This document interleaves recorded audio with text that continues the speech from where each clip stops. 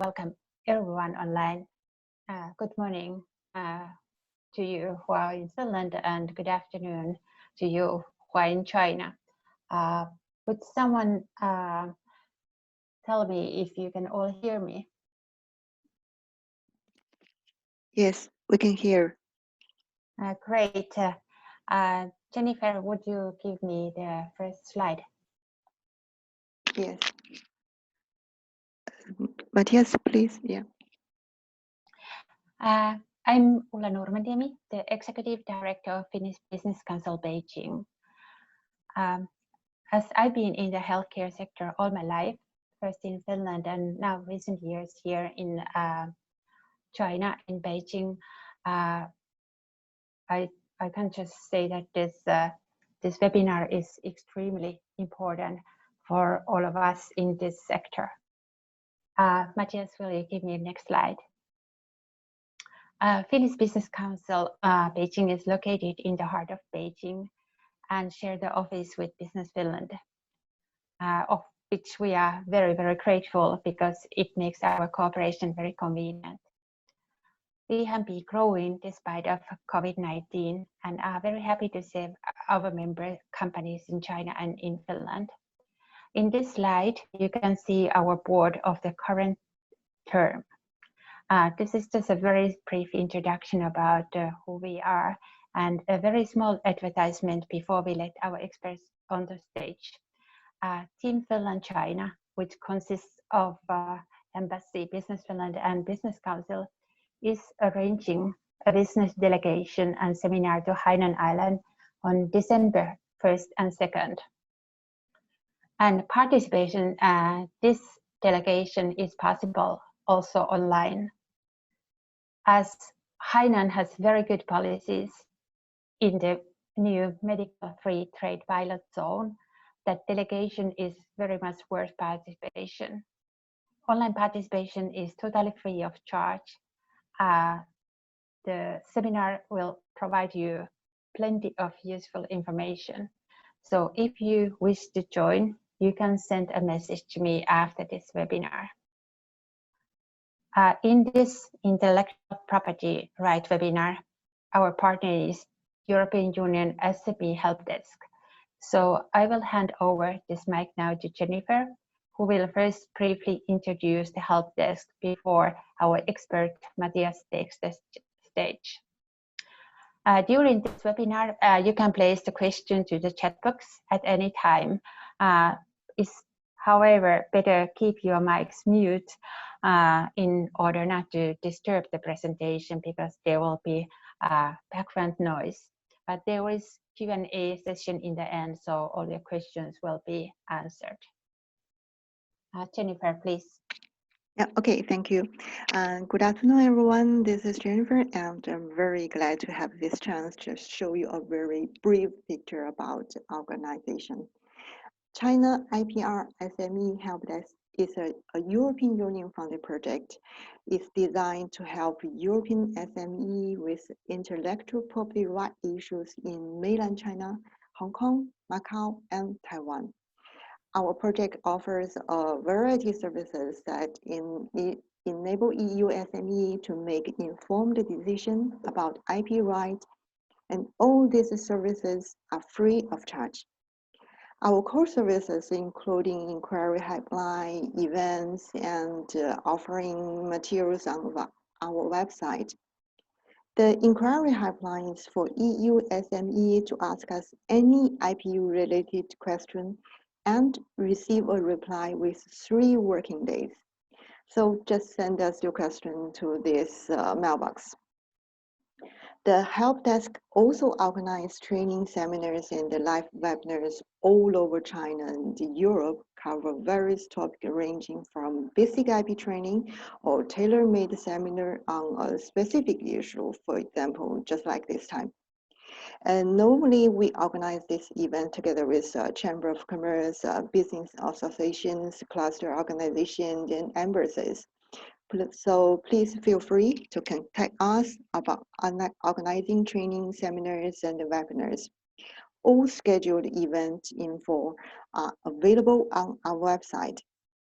Besides this kind of event calendar, actually on our website, you will find various resources on IP issues. For example, e-learning modules, podcasts, guides, infographic, and case studies. Our website also contains a comprehensive library of IP guidelines, which is covering all major IP topics, consist of trademark, copyright, patent, and trade secret. We also offer industry-specific guides such as IP in the Industry 4.0 or IP in the ICT industry, as well as details like how to record your trademark with customer authorities, or how can I remove the counterfeit products from e-commerce website, etc. So that's all about us, and you are always welcome to send IP inquiry to our IPR helpline at any time. And now, before giving the floor to the speaker, it's my great honor to introduce him, Mr. Matias Zubimendi. Matias is the IP business advisor at China IPR SME Helpdesk, where he advises European SME on intellectual property right matters. He holds a master's degree in Chinese civil and commercial law, plus a master's degree in intellectual property law. Matias has a strong background in both business development and IPR protection, as well as extensive experience in terms of legal affairs, patent, and trademark issue. Now, I give the floor to Matias to share his knowledge about the main topics of today. Thank you. Thank you, Jennifer. Welcome everyone to this first session of IP in the medical sector. Today we are going to discuss, let me see if I can change this slide. Here, this is what we are going to discuss today. First, I will do a first introduction to how intellectual property rights work in the medical sector. Then I will introduce all of the intellectual property rights, so we have an overview of what we are talking about. Then we will discuss how to protect our products, how to protect them by patents, trade secret, copyrights. Finally, some research and development and due diligence tips for companies that are considering investing in this sector. And at the very end, some takeaway messages as a final conclusion. So when we talk about protection in the medical sector, we can see it from two different perspectives that I decided to divide it into two sessions, so it's easier to explain them and understand them.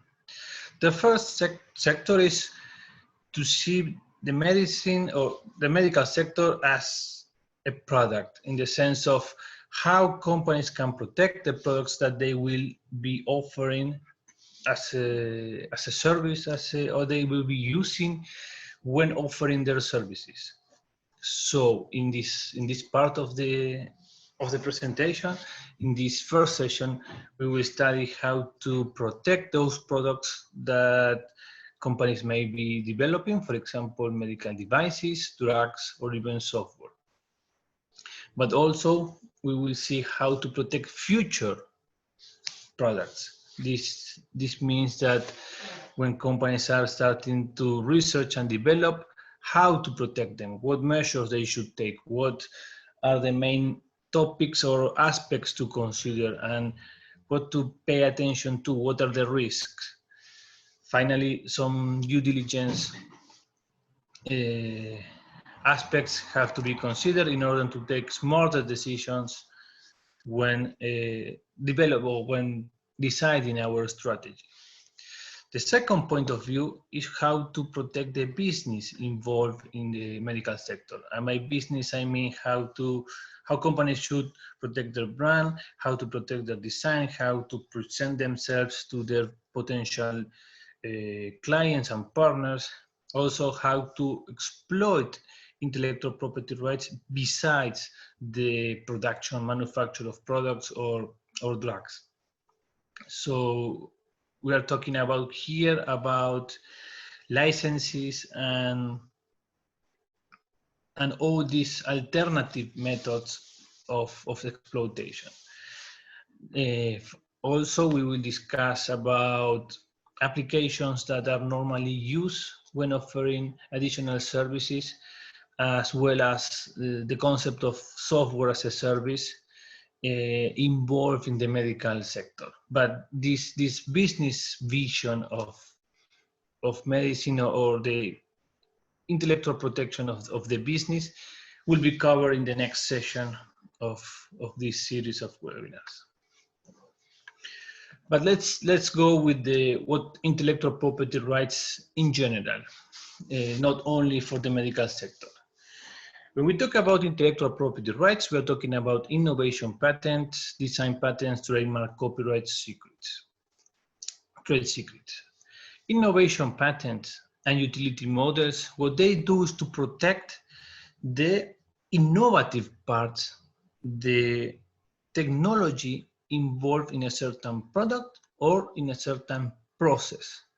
This means that if your company has a very innovative manufacture process, then this can also be protected with the patent. Not only the final result, the final product, also the process. This is significantly important because there are some exceptions in which the product cannot be protected, but it can be protected by protecting how the product is manufactured. When we talk about design patents, what we are talking about is the aesthetic aspects of a product, how it looks, how it is presented to the clients, to the consumers. It's only how it's shown, its appearance. In the case of trademarks, what companies are protecting are those signs that helps the products to be distinguished from their competitors. This means that any sign could be a logo, a name, a combination of colors, anything that helps a product to be distinguished, then it can be registered as a trademark. In the case of copyright, what is protected is the expression of an idea, not the idea itself, but how it was expressed. Normally, it is connected with artist and art. However, we will analyze with more details later in the presentation, but it also protects products that companies can use, for example, software or even databases that has some specific characteristic that we should take into consideration. Finally, we also have to talk about trade secrets, that it involves also the know-how. By trade secrets, it's all information that is shown in the name. It is a secret and also has a value for being a secret, and it's being protected by the company. When we talk about intellectual property rights, we have two main principles that applies to almost all of them, except trade secrets, that are significantly important, particularly in China. The first one is the registration principle. This means that intellectual property rights will have no protection if they are not registered with the proper intellectual property office. In the case of Europe, this principle is not so strict because there are several mechanisms for protecting unregistered intellectual property rights. This is particularly true when we talk about trademarks. However, in the case of China, the registration is significantly important. There's almost no protection if the intellectual property rights are not registered. Again, the exception of this is the trade secret, because trade secrets, by definition, they are not registered. The protection lasts as long as it is kept as a secret. So there is no registration at all. There's an additional rule regarding registration that is called the first to file rule.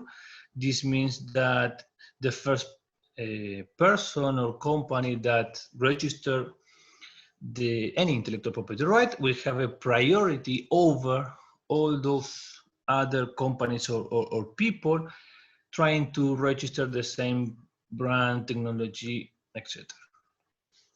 The second principle is a territoriality principle. This means that the registration done will only grant protection within the territory of the country where it was registered. This means that any registration done in the EU will not grant any protection in China, and any registration in China will not grant any protection in the EU. We also have to take into consideration that when we are talking about China, we are talking about 4 different jurisdictions. We are talking about mainland China, Hong Kong, Macau, and Taiwan. And all of them, they have their own intellectual property office. And if the company wants to have full protection in all these 4 jurisdictions, then 4 registrations should be done. But when we talk about product protection, that is the core and main part of this presentation, in the case of the medical sector, we have to reduce the scope of intellectual property rights into innovation patents, utility models, trade secrets, and copyright. With these 4 intellectual property rights, we will be able to protect any product that companies are trying to develop. So, what can I protect with an innovation patent? As I mentioned before, we can protect products and we can protect processes. We can protect any kind of product in the sense of any final result of a manufactured process, and we can protect any process that has the capability of being applied industrially, and at the very end of it, we'll have a final result. How can I initiate a patent registration? There are 2 different methods. The first one is the most simple one, with going directly with the Chinese National Intellectual Property Agency and start the registration in the territory and apply directly to the office. This should be done in Chinese language. Your company mandatory needs to have a Chinese IP agent, except if your company is based in China, have an address in China. Technically speaking, it would be possible to apply without any intellectual property agency. However, I have to say that in the case of patents, the full procedure is so long and so complicated.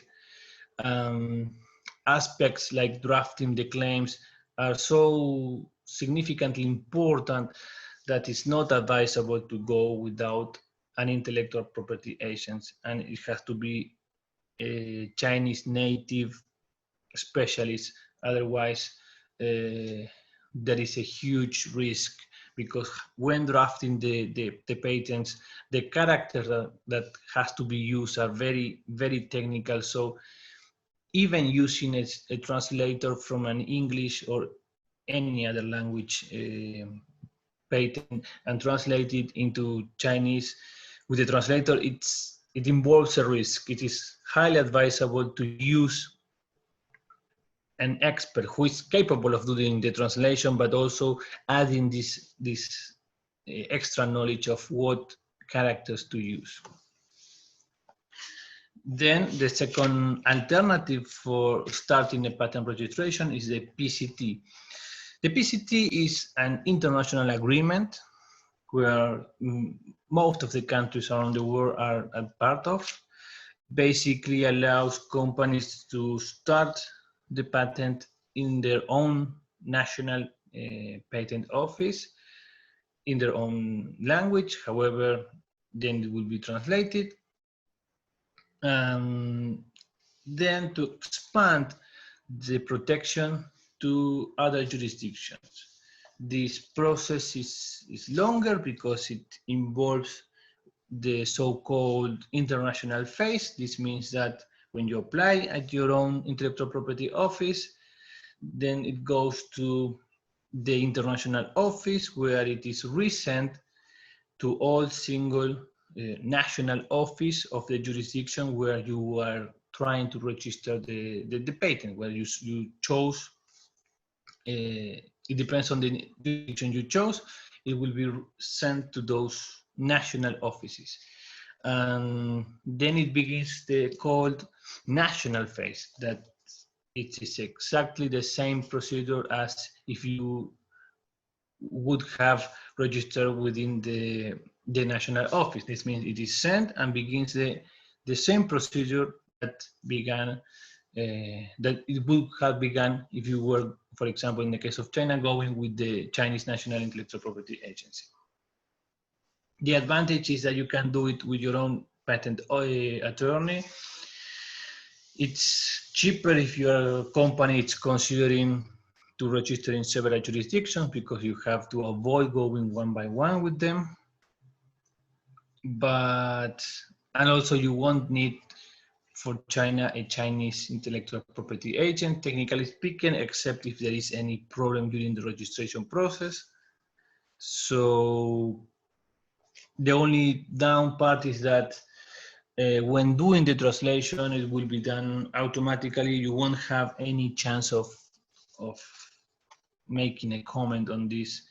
And in the case of China, for modifications of a patent that was already presented, the China National Intellectual Property Agency is not very pro modification, so it has to be analyzed very carefully. When we discuss about patents, innovation patents, the requirements that the office will check are basically three. The first one is novelty. This means that the technology should be new, not known by anyone in the world, or at least publicly known by anyone. It should be non-obvious. This means that when analyzing all the existing technologies or the so-called state of art, for a specialist, the new technology, this new innovation that is going to be registered shouldn't be obvious to deduct. This expert seeing the entire state of art, the innovation shouldn't be the obvious conclusion. Finally, it should have industrial application. This means that technology should be possible to be included as part of an industrial process, to be produced industrially. When we talk about innovation and technology, we also have the utility models that I mentioned before. But what are utility models? Utility models are the so-called small patents. They share the same requirements that I just described. However, when analyzing them, usually authorities are less strict. They are significantly faster when registering, while an innovation patent the entire process can last up to 3 to 6 years. Utility models are granted within 1 year. The reason is because when the authorities are analyzing all the requirements, while with patents they analyze, there is a substantial analysis of all requirements. This means that one by one they will be studied, checked, and there's a final conclusion. I mean, it is also very common to see some comments and some exchange with the intellectual property agent. In the case of utility models, there's only a formal or preliminary analysis of the requirements.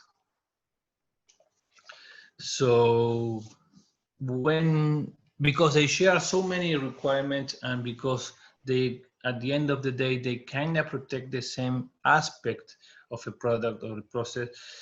It is very common for companies to start what is called the parallel registration. The parallel registration means that when protecting the technology, you register both a utility model and innovation patent. The utility model will be over or granted within 1 year, and start giving the company protection from that moment. When the patent is granted, this means in 3 years or 6 years, then the utility model is discarded and the protection begins with the innovation patent. Why it is important?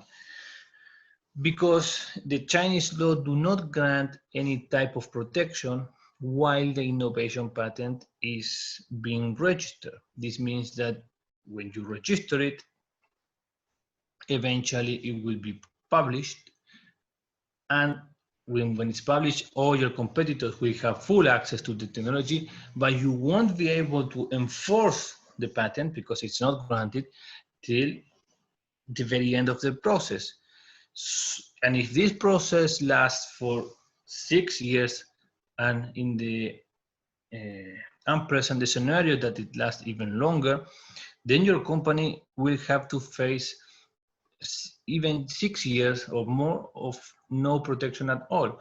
So from the business point of view, this could be very significant, because some technologies even they become obsolete in this period of time. So in this case, the innovation patent will be useless. You will have it eventually, you will be able to enforce it eventually, but for no reason, because maybe the technology has already changed. So with this parallel registration, what companies do is get some protection fast, using this utility model to grant this level of protection while the patent is granted, and then using the patent period of time. But the patent law, that also we have to know that there is a new patent law that came into effect last October, and it has some significant changes for the medical sector. There are in this law, there are some specific aspects regarding medicine that are worth to be considered. The first one is when we talk about method of diagnosis, we have to know that this was excluded as a protection. This means that you cannot protect methods for diagnosis or treatment of disease with a patent. It's not possible. It's in the Article 25 of the patent law. And when we talk about this, what we are talking about exactly, what is out of protection? What is out of protection are the technique and procedures of diagnosis itself. This means that you cannot protect the technique or the method of diagnosis. Let's give an example. For example, with the coronavirus, the method of analyzing, of checking if someone has coronavirus are the PCR, or there is also a blood test. So for the company, it won't be possible to file a patent, for example, saying that a method of procedure of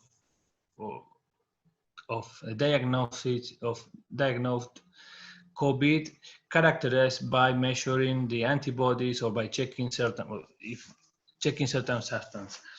A patent focusing on this aspect that let you know that a person has COVID could not be possible. However, companies may have techniques of protecting some methods of diagnosis because companies also are still capable of protecting the devices that will be used in these methods or in these treatments. For example, in the case of a PCR, you have these cotton swabs that are used, that also involve or could involve certain level of technology if they will have certain characteristics. Or for the treatment, maybe you need a very specific machine, and this machine, it is protected. Even though the treatment is not protected, the machine or the device will be protected.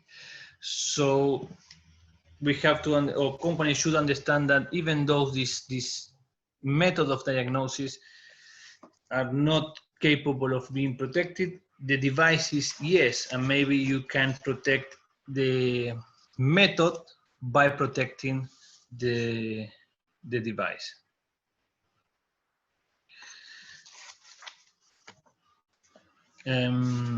Why is this out of protection? Because they are considered that they do not have industrial application, because they are just they are not, how can I explain it, physically, in the sense of they cannot be part of an industry. These are just a mental realization. It's the doctors know how to diagnose it and treat it, and they cannot do it industrially. Also, it is one of the reasons. It's also for avoiding companies to charge or to control, or better said, to stop other people from diagnosing diseases. So that's another reason. The second special or modification of the new patent law are the now called special licenses that you can find in the chapter 6 of the new patent law. Before this new law, the previous patent law was talking about compulsory licenses. But now we have to talk about special licenses because there are more cases or more scenarios. Compulsory licenses were basically licenses that the government was capable of request, and by request I mean they were capable of forcing them under certain specific circumstances. In the case of medicine, the most significant reason was public health purposes. The government basically was obtaining a license without the chance of the company to say no. But now this changed into 3 different scenarios. The first one is with the state-owned companies, that basically the government has the chance to request for a special license in cases of great significance of the national interest or public interest, which is a very broad expression used by the new patent law, that it also covers, of course, public health purposes. For these state-owned companies, basically they can obtain a license without the company being capable of saying no, for the royalties, paying the royalties that are regulated by national regulations. The second aspect, or the second innovation or new regulation of this patent law, are the open licenses. Now every single company has the capability of going to the national patent office and with the written statement offering the patent for anyone willing to get a license. This involves the payment of certain fees. However, if you decide to open the patent for licensing, your company will be paying annual fees for maintaining the patent. It has to be done by written, as I mentioned, and it cannot give exclusive licenses, only general licenses. So anyone is capable of having this open license. Of course, if you open your license to the public, this means that the government can have one of these licenses as well. So but in this case, it's not gonna be a compulsory license, but they just enter into the system that you, or the conditions that you stated when opening the patent. If there is any dispute about the royalties or the conditions, this will be solved by the agency as well. Finally, we have to talk about for non-state-owned companies that didn't open the licenses with an open license.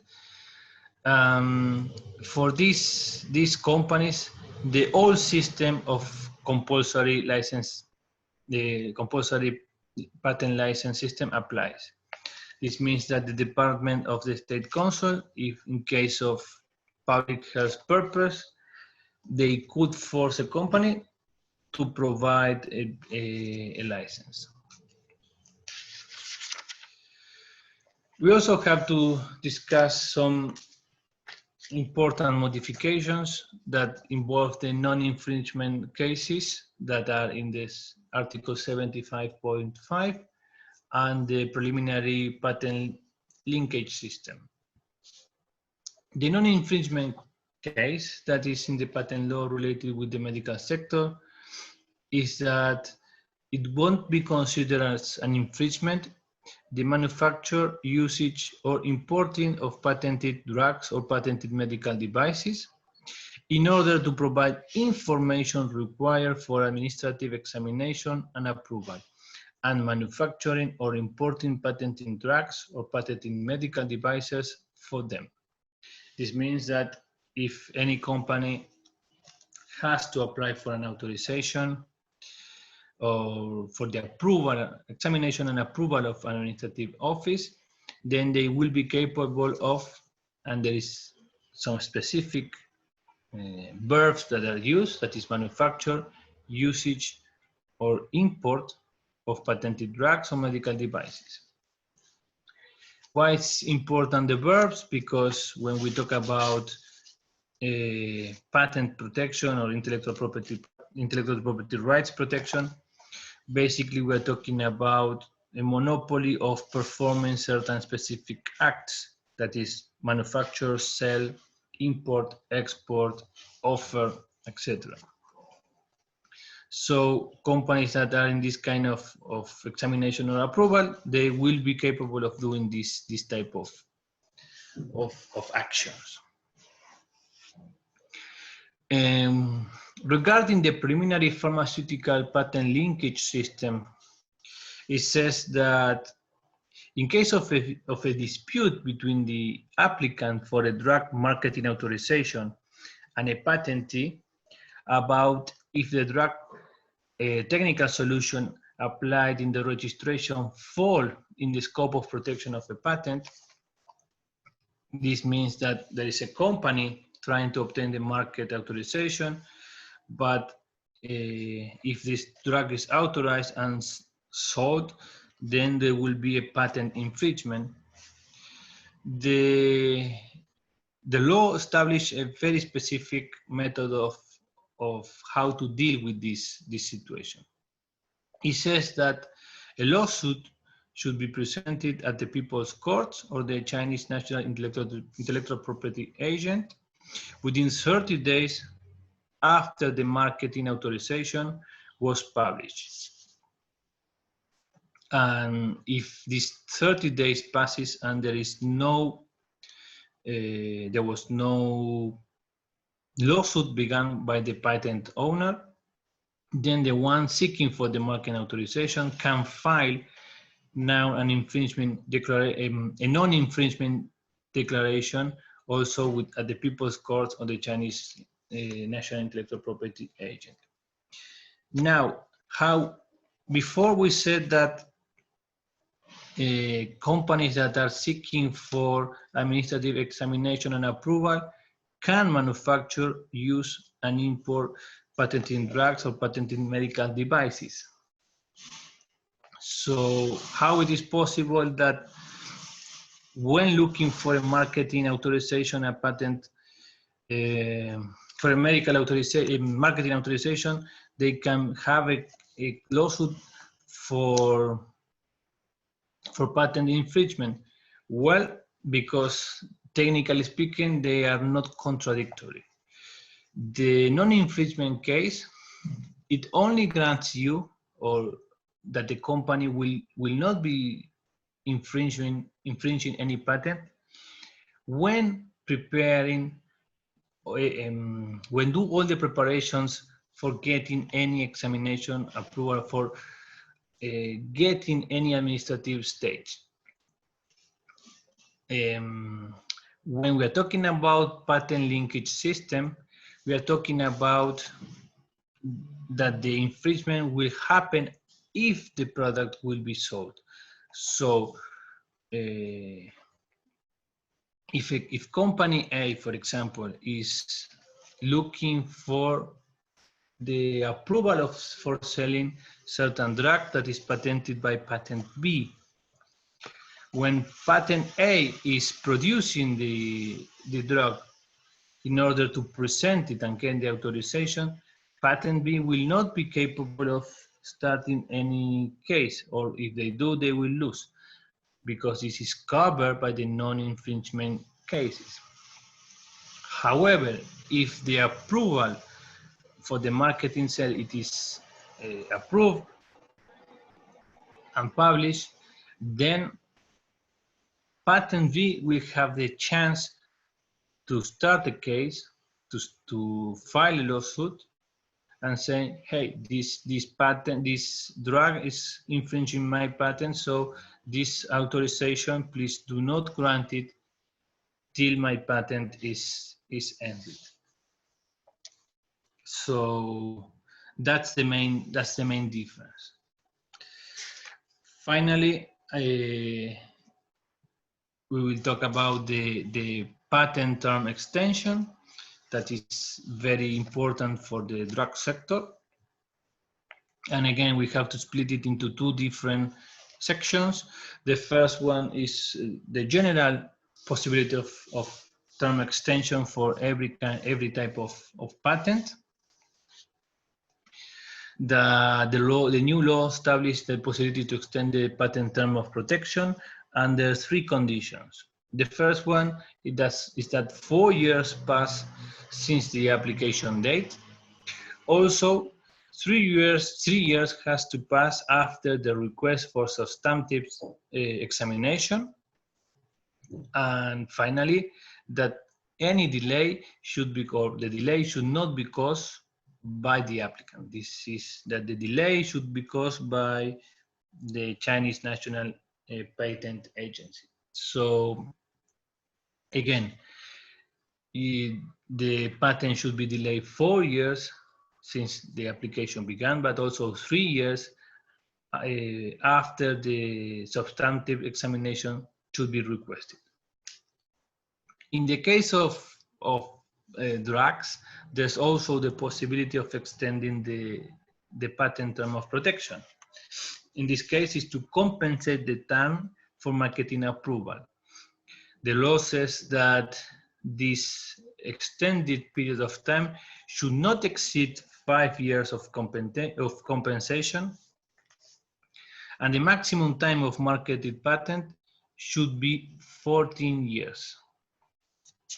Again, we have these two conditions to fill in order to be capable of requesting the term extension, or these are the limits of how much time can a company request. These are the main, as listed in the slide: the primary patent linkage system, pharmaceutical patent term extension, and open license system. These are the three more significant modifications of the new law that I would advise you to take a look at. The next intellectual property right to analyze are the trade secrets. By trade secrets, we are talking about any non-public information that has to fulfill three requirements. The first one has to be secret in the sense of it should not be known by the vast majority of players in a certain market. This means that it doesn't matter if your sensible information is known by a competitor. If it's not known by most of them, it's okay, or a significant majority is okay. Also, the sensible information has to be protected. This means that there have to be some specific measures trying to protect this information. And the final requirement is that it has to have value for being a secret. It has to provide the company with a competitive advantage. When we talk about protective measure, we have to talk about different type of measures that at the end of the day, they're all trying to keep the information secret. We have physical measures, for example, blocking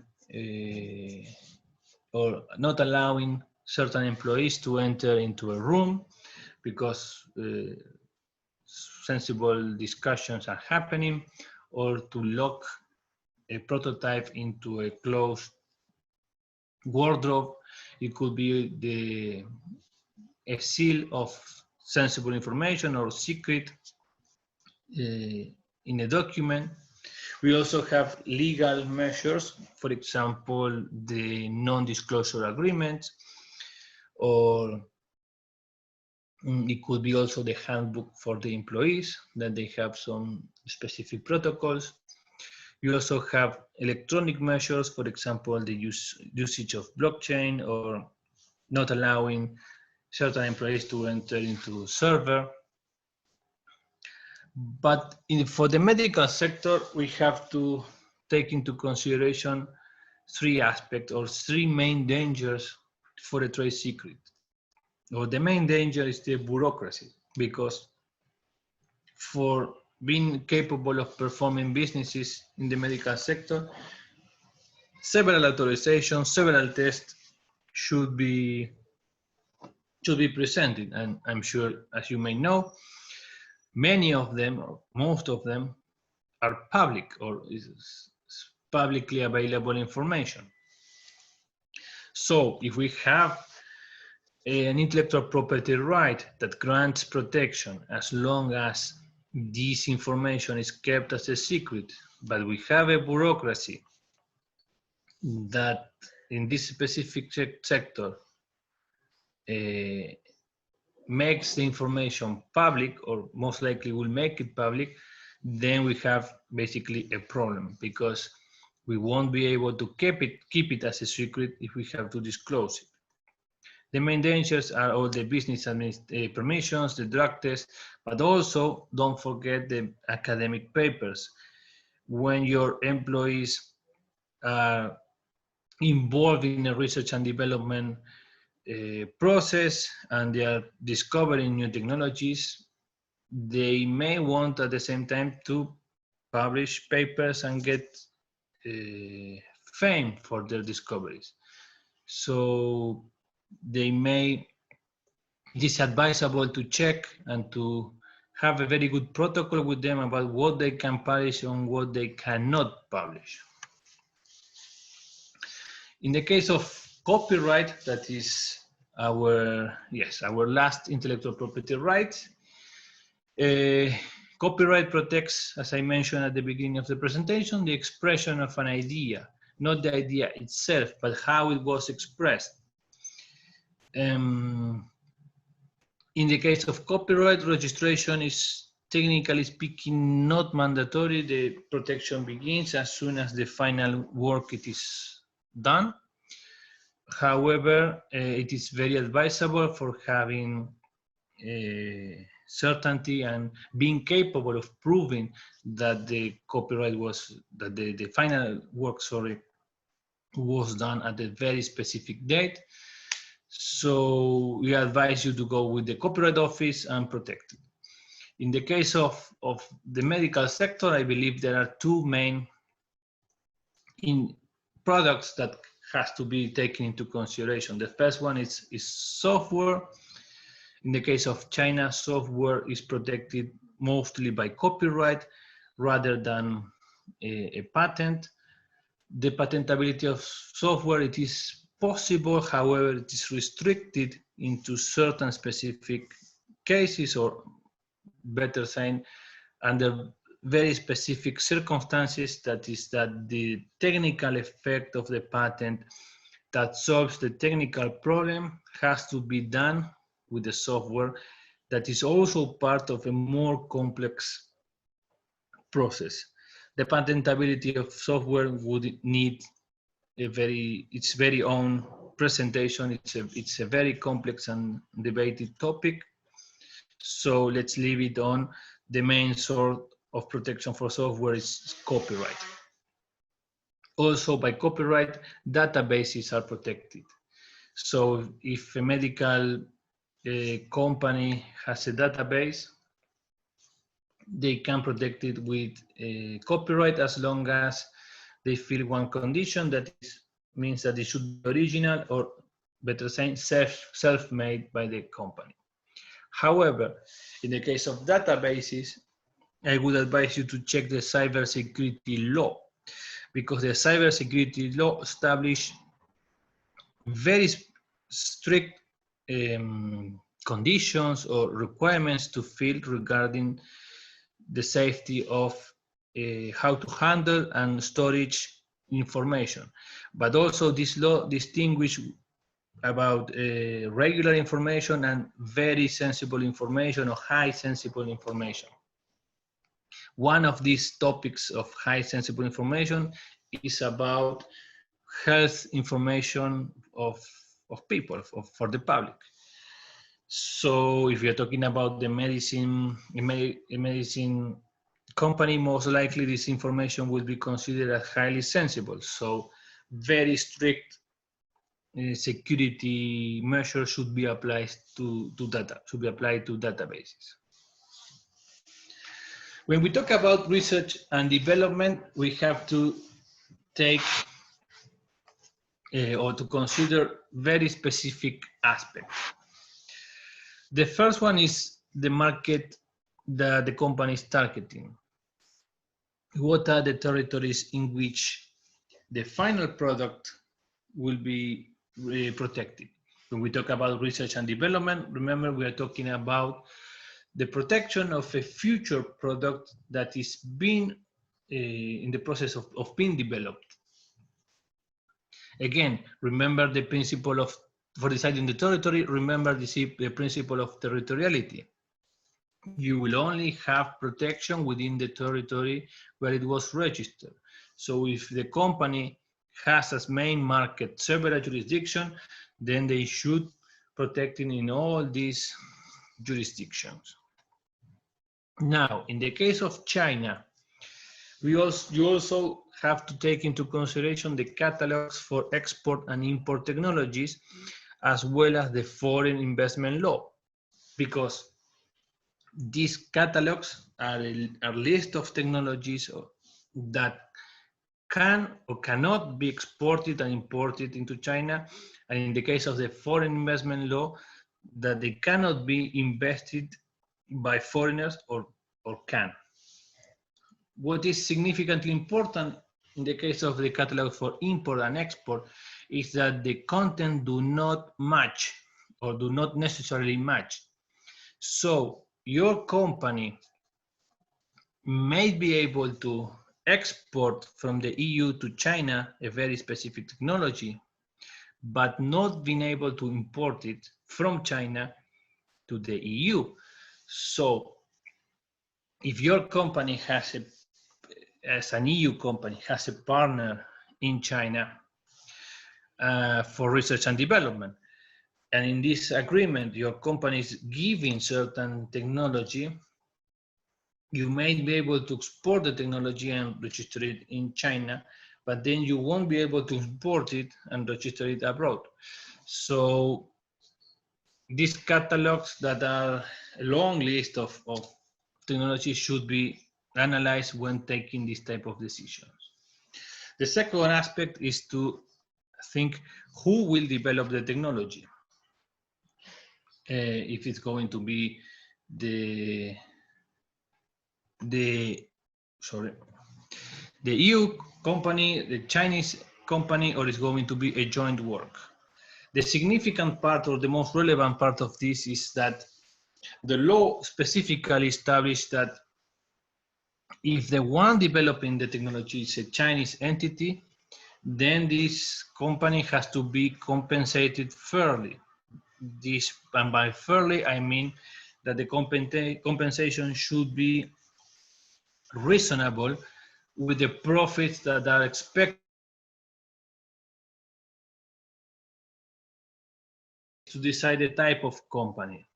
In the case of China, we have two main type of companies following the new foreign investment law. We have the whole foreign-owned enterprises. It means that the company is entirely owned by a foreign enterprise. And then we have a joint venture that is a company that belongs to two or more companies. Some of them are foreigners, some of them are Chinese, or they can be only Chinese. But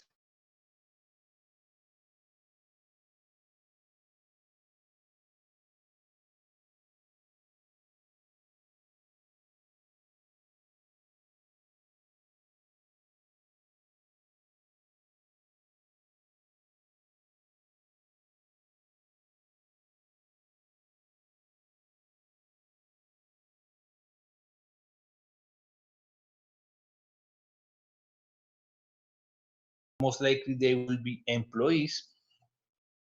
It is very important to have a very good and organized set of rules about how they will perform their job.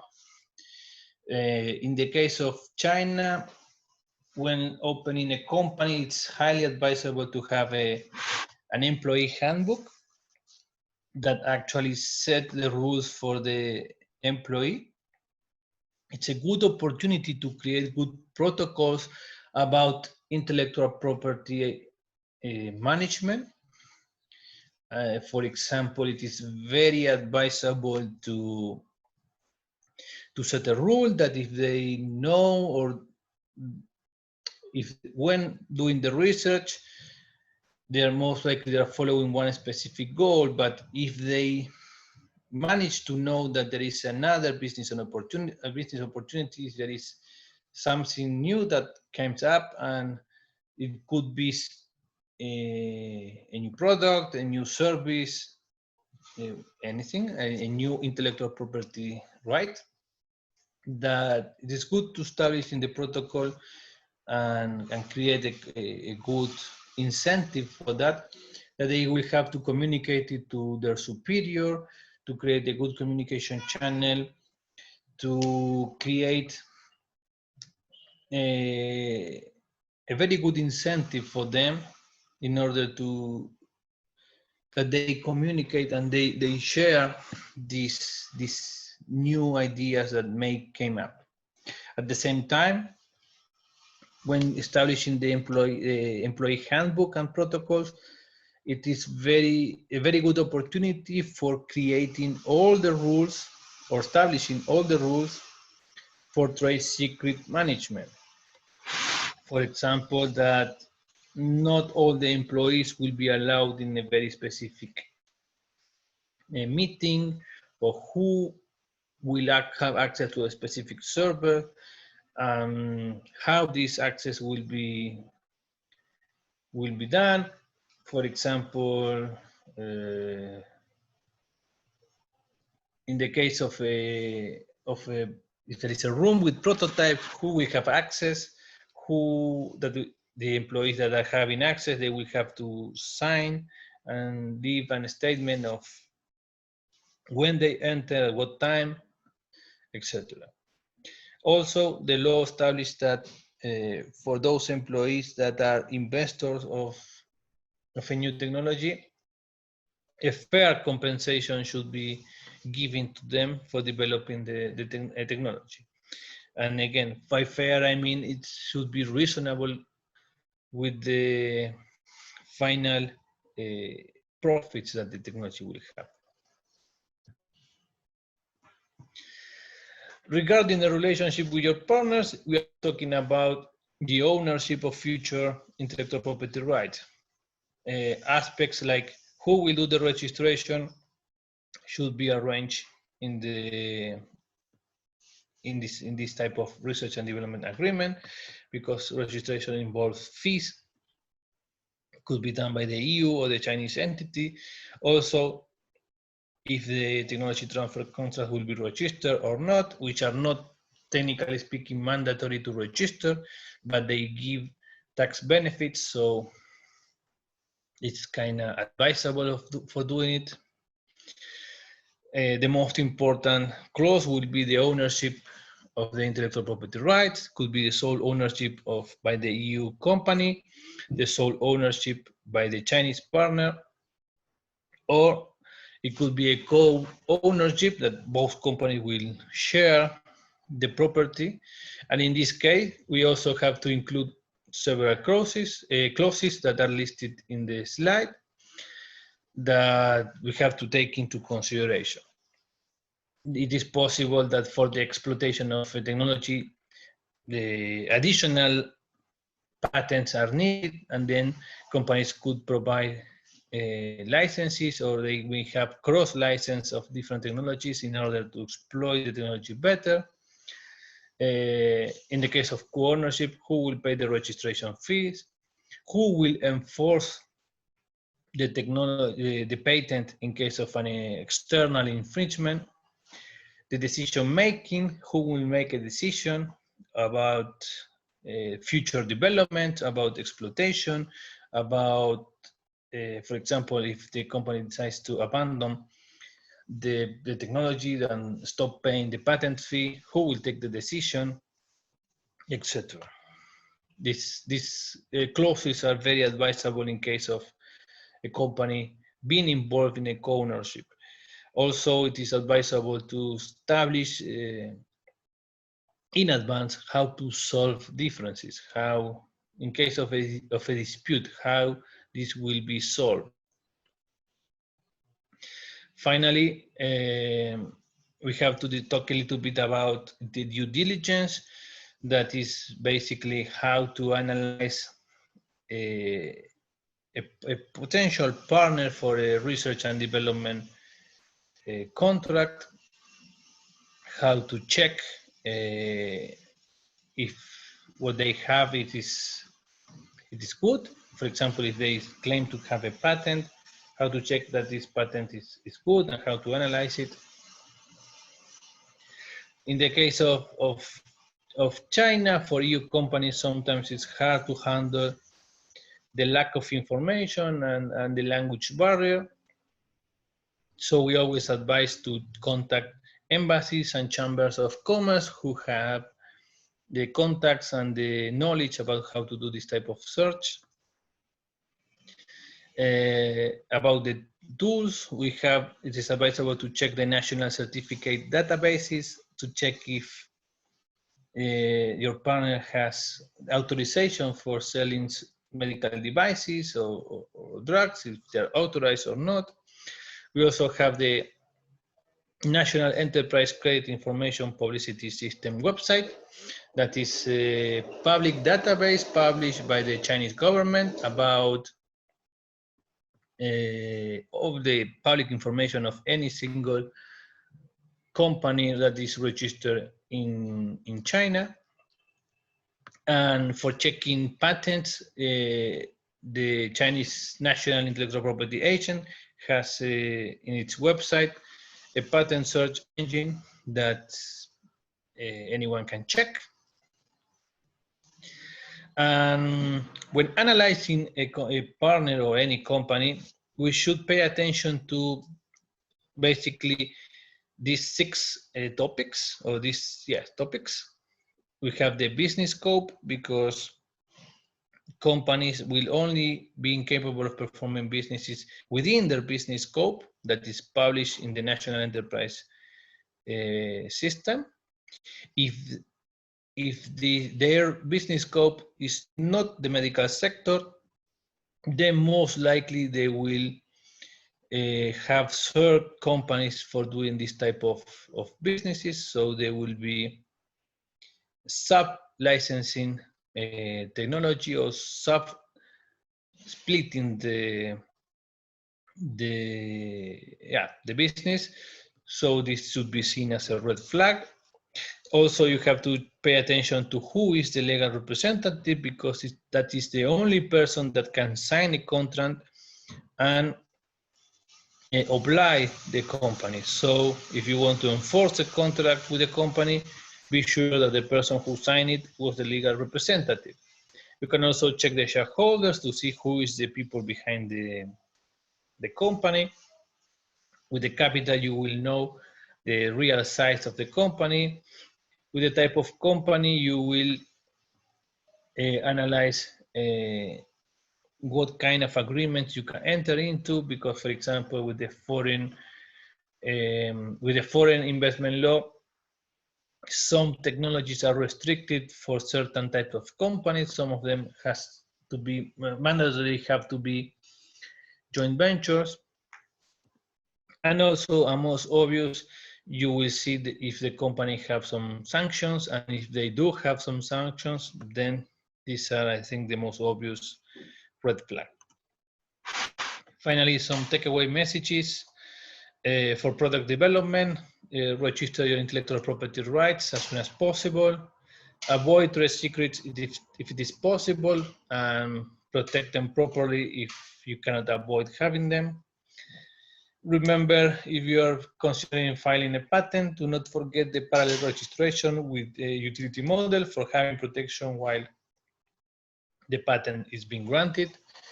In case of any delay on the patent, don't forget that now the new law allows you to claim for an extension patent protection. In the case of research and development, have clear rules of ownership. Protect your future technologies properly. Have a good method of knowing if there is going to be a new product or a new potential new business opportunity. Check the technology import and export catalogs in advance, so you will know what can you take in China and you can take out of China. And train your employees and pay them fairly, so they know how to conduct their job, they know how to protect your intellectual property rights. Paying them fairly, so you won't have any unpleasant lawsuit about unfair payment, because the law establishes that they have to be compensated fairly. Now let's final message is about due diligence. Don't forget to contact your embassy. Right. Okay. Thank you, Matias, for such a very important, informative presentation, and so many practical advice in terms of the patent law, in terms of the cybersecurity law, etc. Thank you very much. And now let's go to the next section about the Q&A section. Either you can type your question into chat box or raise your hand, then we'll unmute you. You can ask the question by yourself. First, and also, I would like to mention that we appreciate you can show us your real name or name of your organization by rename function. Matias, we got one question. It said, I read loudly. If the PCT channel is selected, how it is possible to guarantee and control the outcome of the final China approval patent? You mentioned that interpretation would be one concern in this case. So, Matias, would you please give advice about these questions? Yes, that's one of the most difficult aspects of the PCT and one of the downsides of the PCT, that the final interpretation and the final translation would not be easy to control, because the translation would be done by the international office, and then you won't have the opportunity of controlling what are going to be the final characters that are going to be used. I also have to say that this international office their employees are experts on this kind of translation, so they know what they're doing. However, yes, at the very end, you won't have the chance to control. And in the case of China, this is significantly important because the China Patent Office is not very open to accept modifications in comparison with other national offices, at least. And so if they have any comment about the patent scope of protection, it won't be easy to modify it, especially if this modification is substantial. However, there is a chance of starting the patent application in China and then using PCT to extend it to third jurisdictions. So in this way, you will be able to present it in the Chinese language as your company want, and then extend it to third jurisdictions. Launching a patent application within China is faster way to get the patent than doing through the PCT channel. Well, yes, because the PCT channel has two parts. The first one is the international phase, that the international phase involves going to the international office from the national office where you file the presentation, then going to the international office, and then starting the national phase. And the national phase is exactly the same procedure as if you present or you file the application with the national authority. So yeah, it is longer. However, if your company wants to have a patent in several jurisdictions, let's say more than 15, it is significantly cheaper than going one by one, paying attorney's fee in every single jurisdiction. So that's the main principle. Is non-disclosure, non-use, non-circumvention contract is one of those contracts can help companies to protect intellectual property rights when signing contracts with potential partners. Yes, these are one of the most important ones for protecting trade secrets. They protect, because the non-disclosure protects by definition the trade secret. The non-use and non-circumvention actually are additional measures to avoid your partners to become competitors. So yes, these are one of the type of contracts. In the case of China, NDAs agreement, which we normally say that it's not enough, and NNNs agreements are almost mandatory.